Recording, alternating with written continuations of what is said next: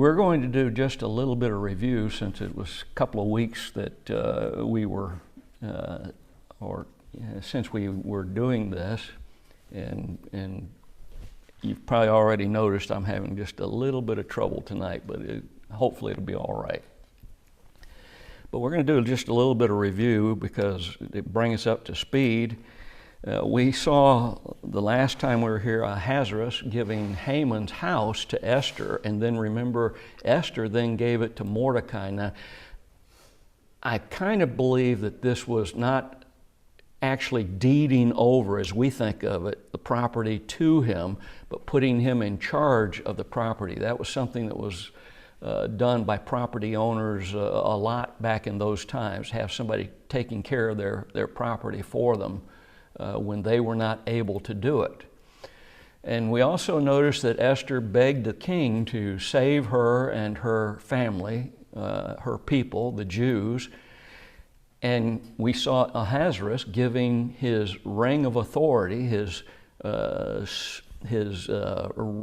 sealing ring, so to speak, to Mordecai. And that was so that when a document was devised, it would have a royal authority by having the ring pressed into the wax that would be put on the document.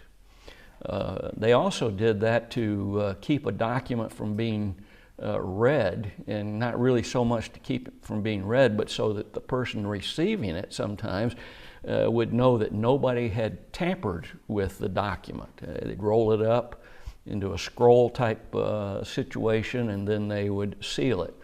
Early in our country, people would do the same thing with envelopes. They'd seal the envelope, and then to make sure, they'd drop a little bit of wax on it and seal it with some kind of a seal. And then it got to be something that was popular, and you know how that goes. But gave that ring to Mordecai that he had taken off, or that he had given previously to Haman, and had taken it off of his fingers before he was executed. We saw the letters are being written to allow the Jews to defend themselves against those who would try to destroy them. And that brings us to where we are this week, and we're beginning with verse 13 and 14. The copy of the writing for a commandment to be given in every province was published unto all people, and that the Jews should be ready against that day to avenge themselves on their enemies. So the post that rode upon mules and camels went out, being hastened and pressed on by the king's commandment, and the decree was given at Shushan, the palace. So it's emphasized that the decree of Mordecai was to be speedily distributed throughout the empire. Part of the definition of Bahal, hastened, means to be quick, but notice the next part of that definition, over hasty. In other words, you get this out there as fast as you can get it, to accelerate, as we'd use the term today in our language. And the king's zeal is seen to be behind the law by talking about this, accelerating this over hasty development. Get it out there as quickly as possible. Let these people know that they now have the right to defend themselves. And this law would have been probably confusing to a lot of people, because remember, the day that it was to go into effect was exactly the same day that would have allowed people to rise up and to kill the Jews and to get rid of them. And so it would have probably been confusing to some of the people, like, what's this? You know, it's contradictory, it seems. So imagine receiving a law, and a few months later, then you receive a law that says just the opposite. And that's exactly what happened here. In verse 15 through 17, Mordecai went out from the presence of the king in royal apparel of blue and white, and with a great crown of gold, and with a garment of fine linen and purple. And the city of Shushan rejoiced and was glad. The Jews had light and gladness and joy and honor. And in every province and in every city, whithersoever the king's commandment and his decree came, the Jews had joy and gladness, a feast and a good day. And many of the people of the land became Jews, for the fear of the Jews was upon them. When we saw Mordecai before this time, we saw him as a very humble man. He wasn't a man who went about saying, yeah, look at me, and with his chest puffed out and head held high and nose up in the air. That wasn't the way Mordecai was. We see him very humble in nature. His clothing, even when he wore his good clothes, wouldn't have been anything special. He didn't try and decorate himself with all kinds of jewelry and all of that kind of stuff. He was a very humble man, probably soft-spoken, probably one who, if you didn't know how knowledgeable he was, etc., would have seemed like someone who probably would just kind of disappear, in a sense, in the crowd. You know, when we look at Jesus, that's the kind of man he was. He could basically just disappear in the crowd. There was nothing special about him, and that was prophesied by Isaiah. There's not going to be anything special about him that we would point him out, make him stand out in a crowd. The position given to him by Ahasuerus had not been given to him because he was trying to get it. It wasn't something that he demanded to have. No, this was something that was given to him. There's no indication that power then went to his head. You know, people who are not rich and yet then come into great riches through inheritance or whatever. In our day and time today, I can't help but think about somebody who's won the lottery. You know, recently one person won the lottery, and it was up in it was over $1 billion. I think it was $1.5 billion. I saw it somewhere. I don't remember how much it was, but I think it was over $1 billion. A lot of times, those people who win the lotteries, within a year, they're bankrupt. Imagine that. Now, I can't imagine somebody with $1.5 billion being bankrupt in a year, but if it's possible, they do it. Why? Because it goes to their head. They don't know how to handle it. Well, the same thing is true with power. When a person who has never had power of life and death suddenly has that power, it's easy to go to their head, to make them think, oh, look at me, how great I am, how wonderful I can do anything I want. And they try to do it. Instead of sackcloth and ashes, which is what we saw him as far as dress is concerned, before the king's gate, mourning because of the decree that Haman had the king sign through trickery. Now we see him in royal apparel. Apparently the royal colors were blue and white, literally blue and white. He wore a crown of gold now. It was placed upon his head. And that's exactly what Haman wanted. Remember when Ahasuerus asked him the question, what should I do to somebody who the king desires to honor? And remember, Haman thought it was himself. Oh, put a crown, the royal crown on his head. Well, now Mordecai has a crown put on his head. Not because he sought it, not because he wanted to be put in the position that he's put in, but now he is. He's now considered royalty. What was the reaction of the population? This is, when I read this originally many years ago, I couldn't help but think the population is overjoyed that Mordecai is in the position that he's in. And the Jewish people themselves celebrated, but also the people of the city. Why celebrate this day of conflict that's still ahead? Because Mordecai wasn't like Haman. I would almost imagine that Haman lorded it over the people. Was what we would call a snob. Oh, I'm so much better than you are. You're nothing in my sight, to the people. And I would just kind of imagine that that was the kind of person that he was. But why celebrate now? Because Mordecai is a good man. They know what kind of man he is, even though he never broadcast it, and even though he never tried to say, oh, look at how wonderful I am. He was just a good man. And also the edict. It would cause the Jews to celebrate. But think about the people of Shushan.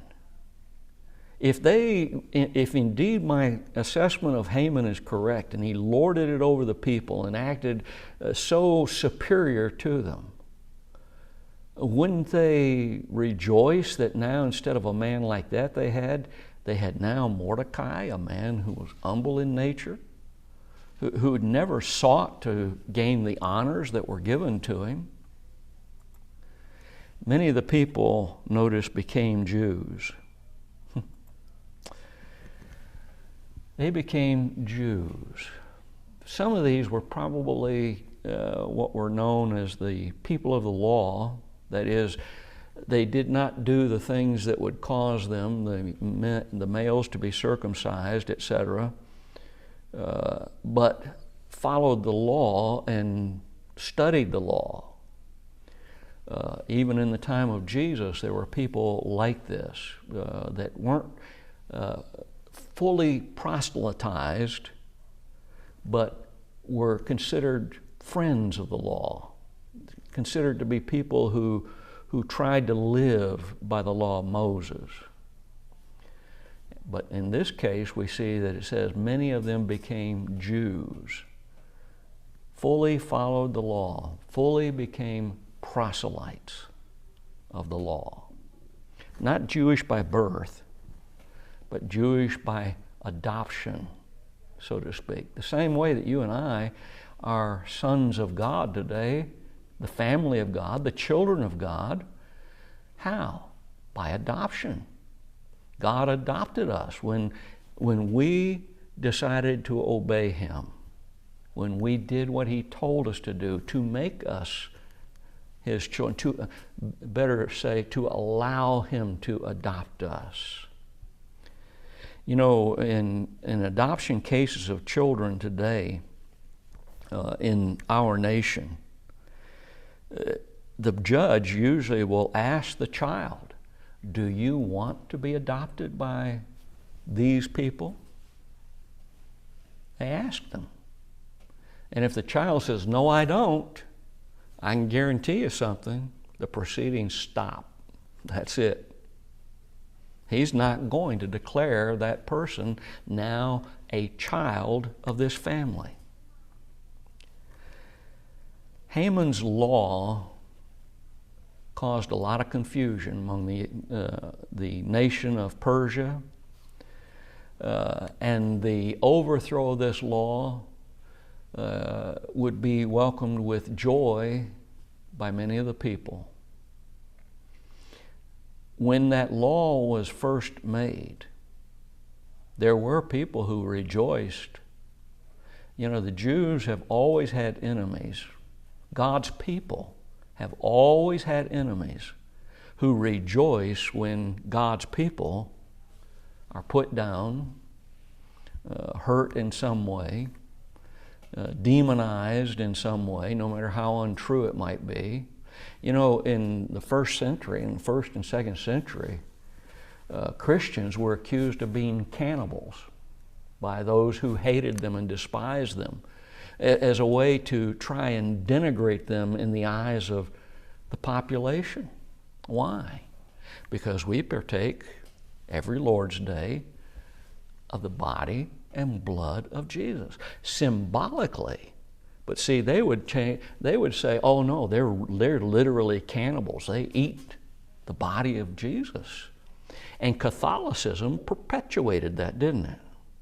Because they tell people now that it changes to the body of Jesus when that wafer that they put on their tongue starts dissolving. Yeah. But they would accuse people of being cannibals.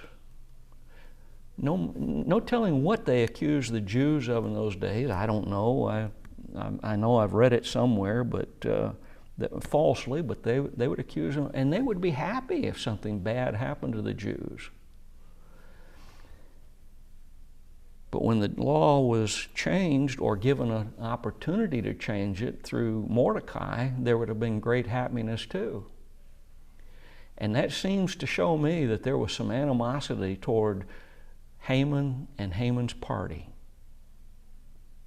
There was something about him that in the way that he acted or whatever that caused people not to like him.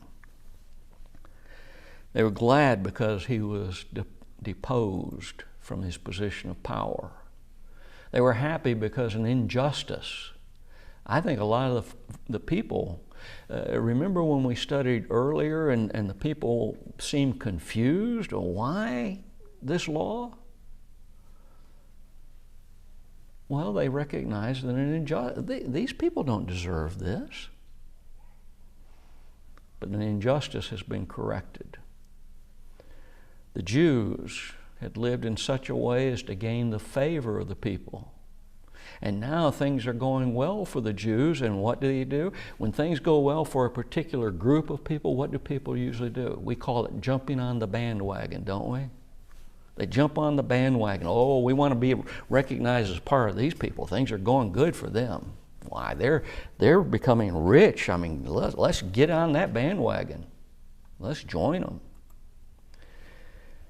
The question needs to be asked, that wonder how many of those were really sincere. You know, without wax. You know what without wax is, don't you? That's the word we get our word sincere from. Without hypocrisy. The term sincere came from the Latin without wax, to designate sculptors who didn't cheat people, who when they were working on a statue and it cracked, didn't take the dust of the marble, the dust of the marble, and mix it with wax and fill in the cracks so it looked like there was no problem. But then when the person took it home, if they set it out in his courtyard, when the sun beamed on it real hot, what happened? The wax suddenly appeared. And it was used to signify without wax, that is, without hypocrisy, without flaw. Chapter 9 of Esther, verses 1 through 4, now in the 12th month, that is, the month Adar, on the 13th day of the same, when the king's commandment and his decree drew near to be put in execution, in the day that the enemies of the kings hoped to have power over them, though it was turned to the contrary, that the Jews had rule over them that hated them. The Jews gathered themselves together in their cities throughout all the provinces of King Ahasuerus to lay hand on such as sought their hurt. And no man could withstand them, for the fear of them fell upon all people.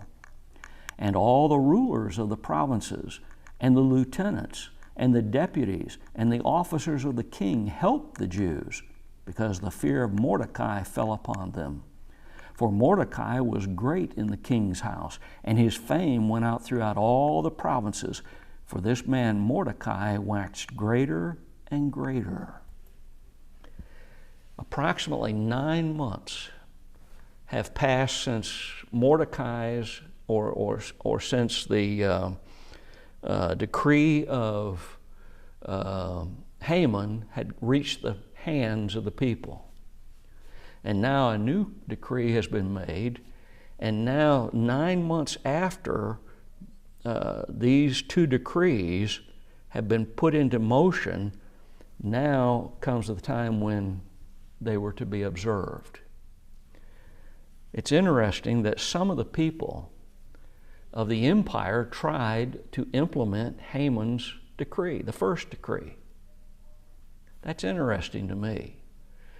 Obviously, the king has turned against Haman. He's had him executed already, had his family executed.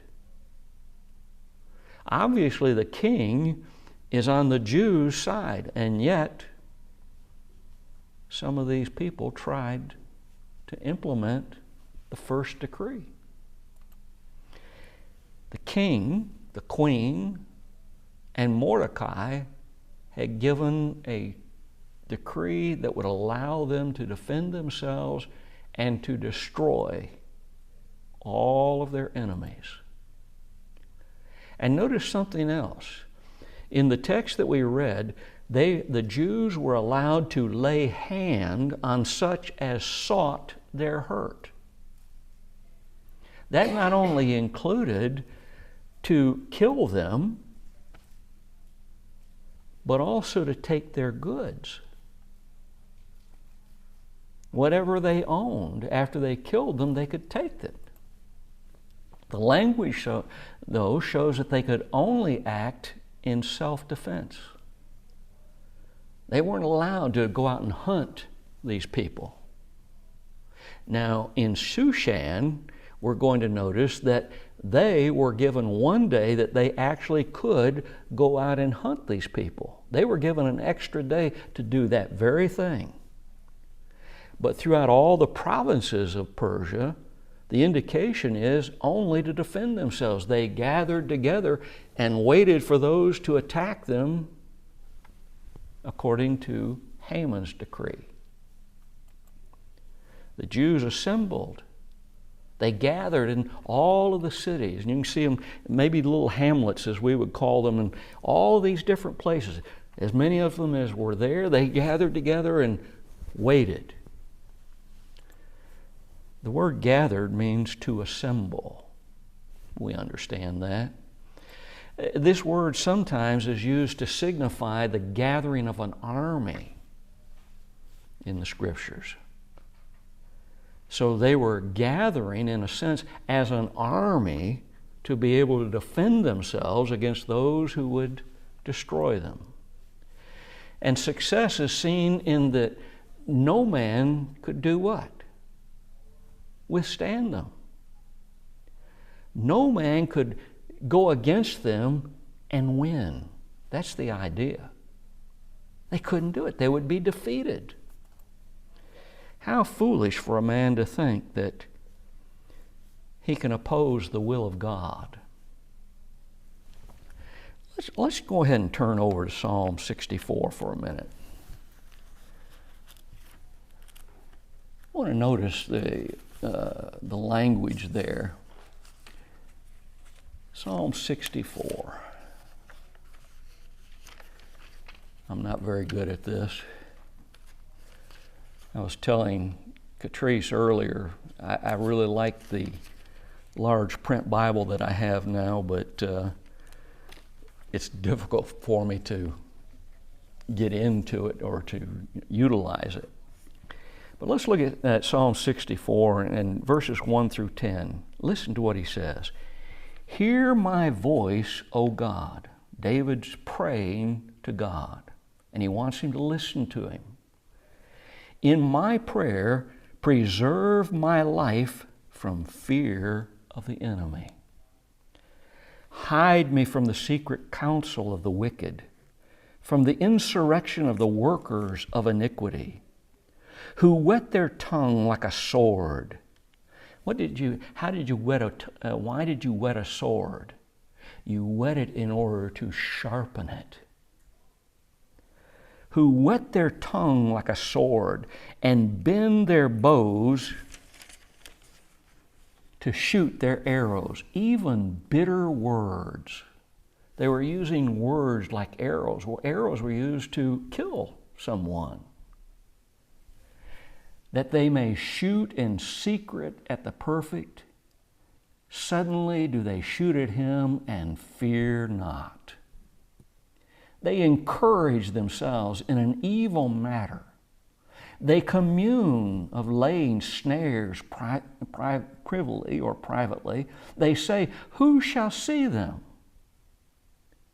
People who are trying to hurt you, who are trying to secretly lay traps for you, that are going to hurt you, to kill you even. They search out iniquities. They don't just look and say, oh, well, this is wrong. They look for things that are wrong.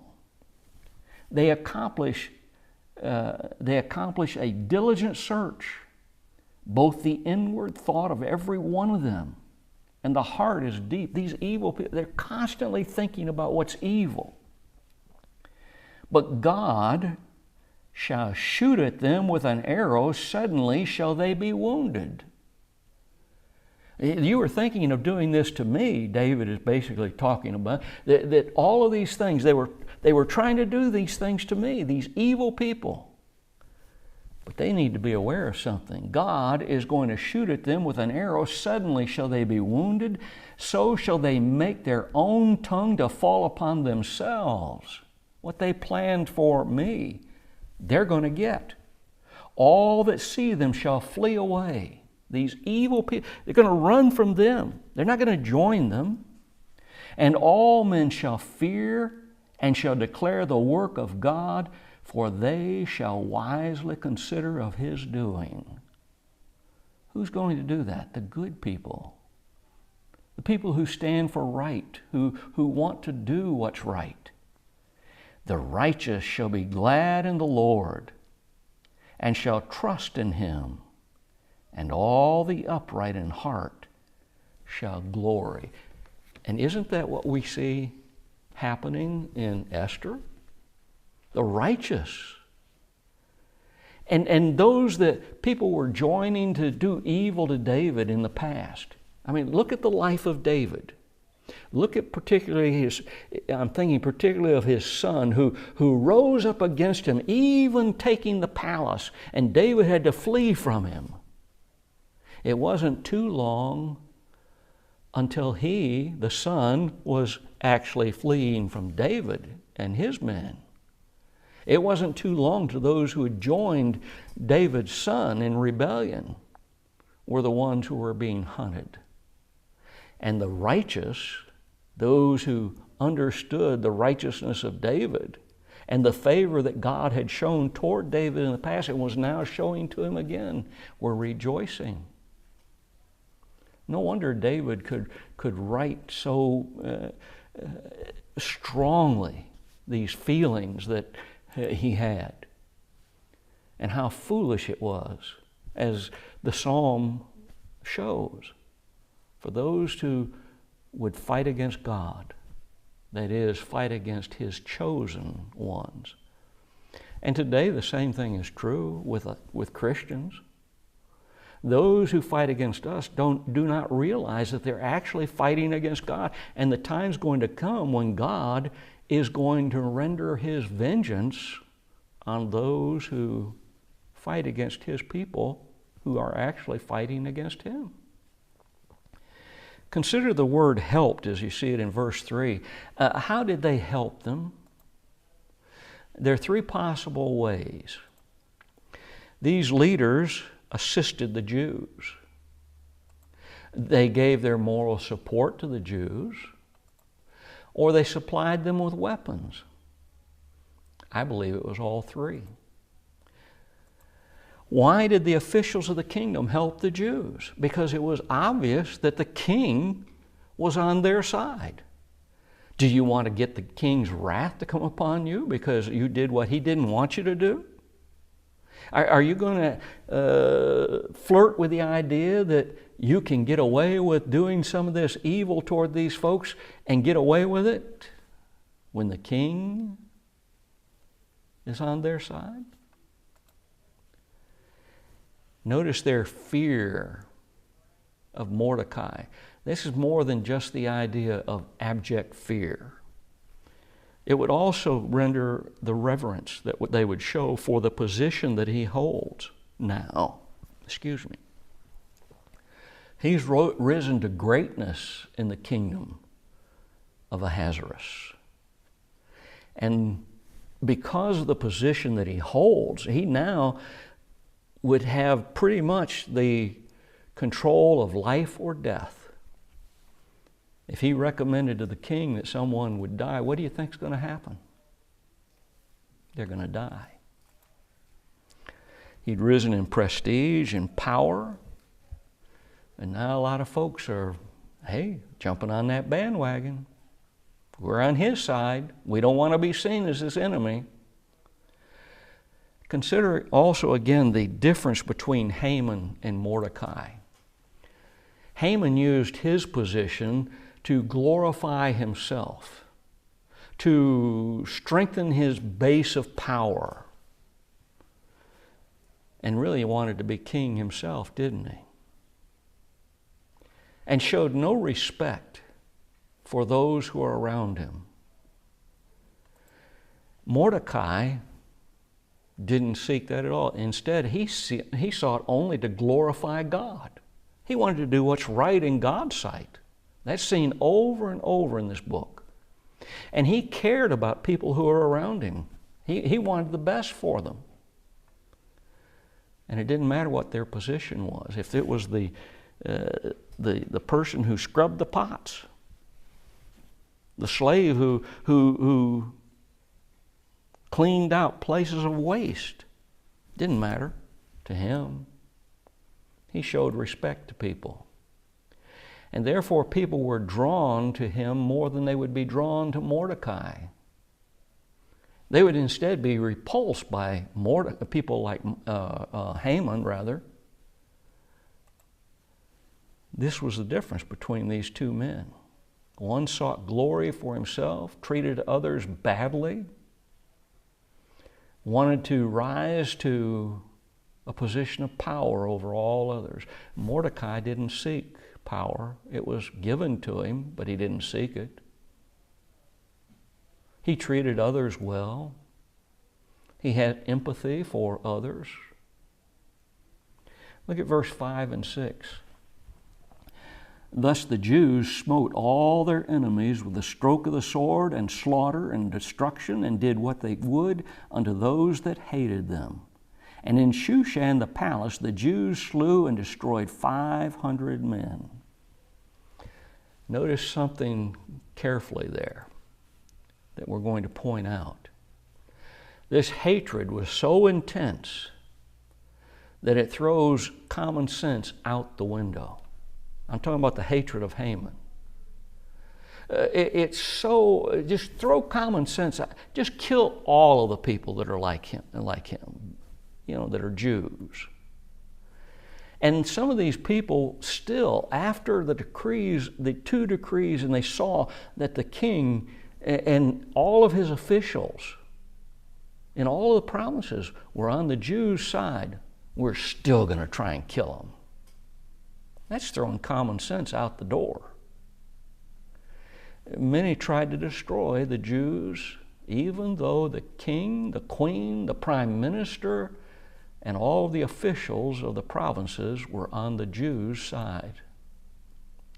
In Shushan the palace, the castle, that's what the original word here signifies, the castle, the dwelling place of the king, the Jews slew and destroyed 500 men. This indicates inside the dwelling place of the king. Now remember, this was a huge place. There were a lot of servants of the king in this place. Even if we would think about the size of the White House today, where the President of the United States and his family can live and do live, there are a lot of people there, cooks, people who wait upon them, that are there all the time, 24 hours a day. They live there too, many of them. There are all kinds of guards. There are all kinds of officials that are always within arm's length, so to speak, of the president. People inside the very dwelling place of the king, and these were huge places. Look at the palace that's been unearthed of Nineveh. It was huge. Many, many people would have been there. And this seems to indicate to me that what we're seeing is only those in the castle complex, they killed 500 people. And note the specific mention in verses 6 and 11 of Shushan the palace. Inside the palace of the king, 500 men. Now look at verses 7 through 11. In Parshandath, and Dalphon, and Aspath, and Porath, and Adalia, and Eridatha, and Parmastha, and Aristea, and Eridae, and Vajazath, the 10 sons of Haman, the son of Hamadath, the enemy of the Jews, slew they. But on the spoil laid they not their hand. On that day the number of those that were slain in Shushan the palace was brought before the king.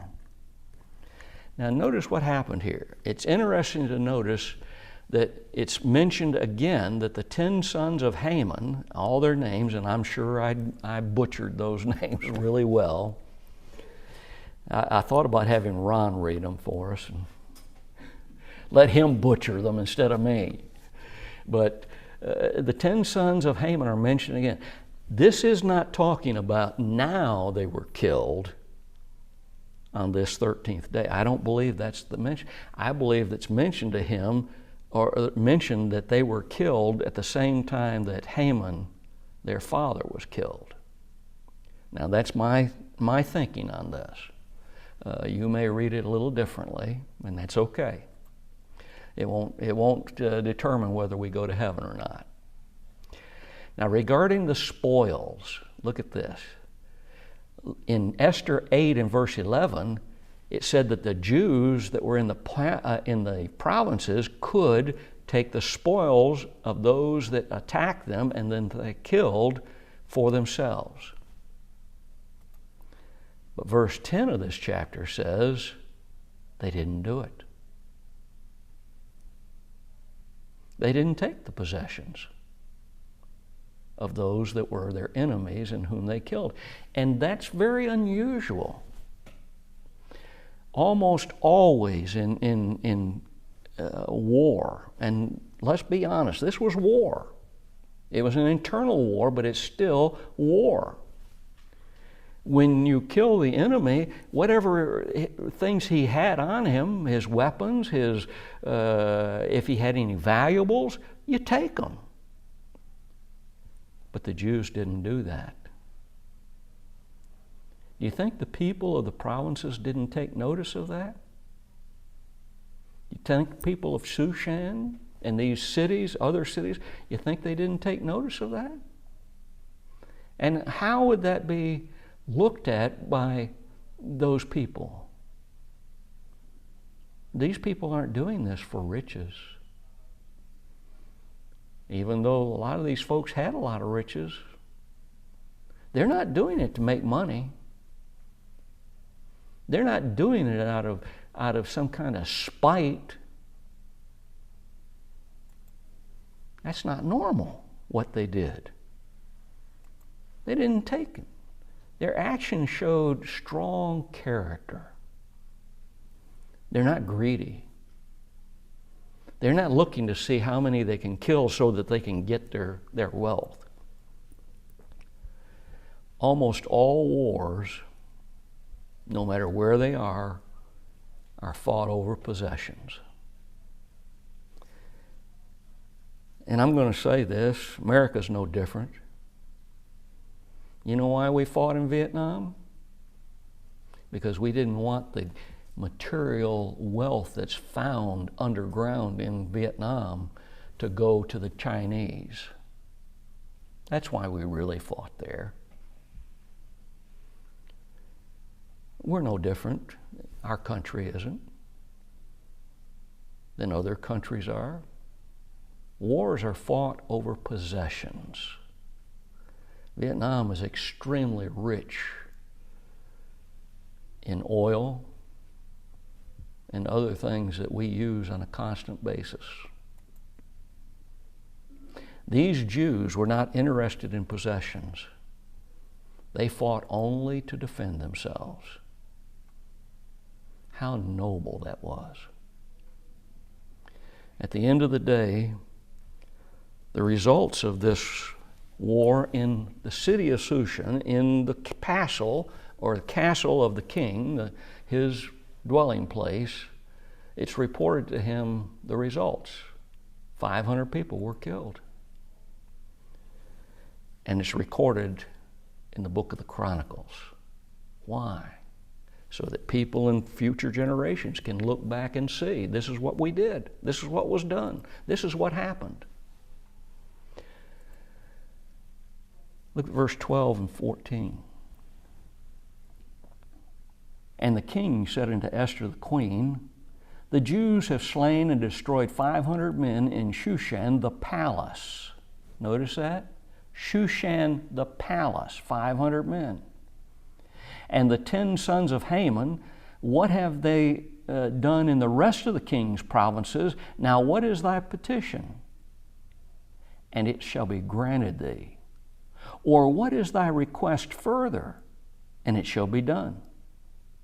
Then said Esther, if it please the king, let it be granted to the Jews which are in Shushan to do tomorrow also according unto this day's decree, and let Haman's 10 sons be hanged upon the gallows.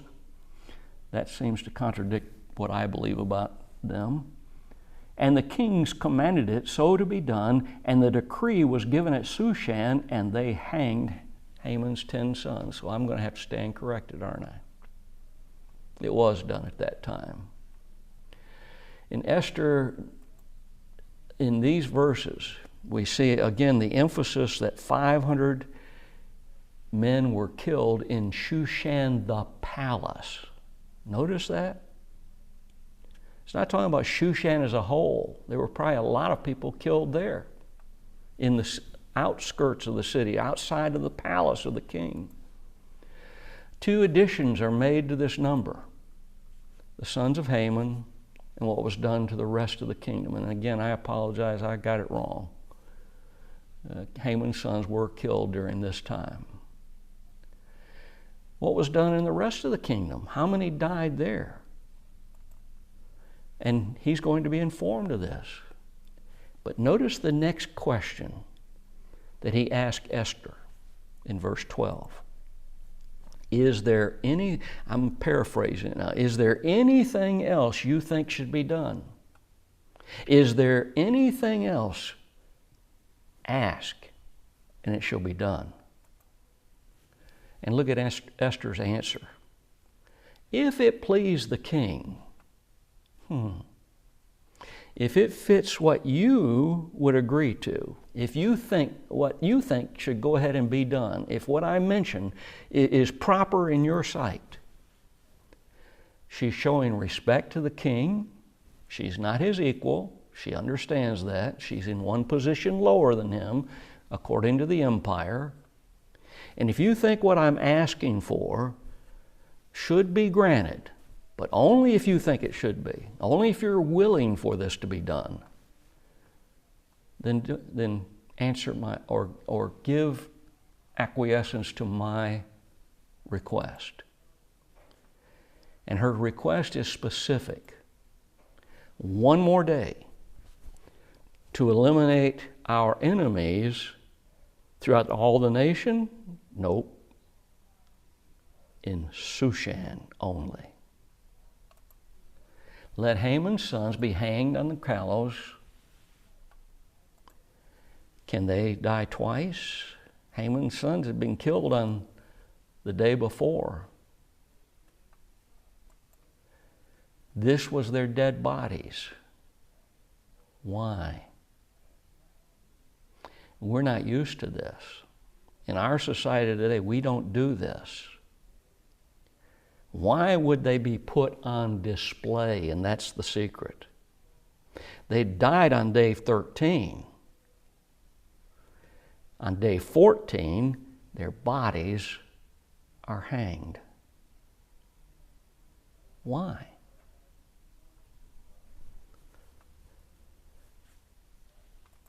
They would do this as a warning to all those who might contemplate future violence against the Jews. They would do it as a symbol of dishonor.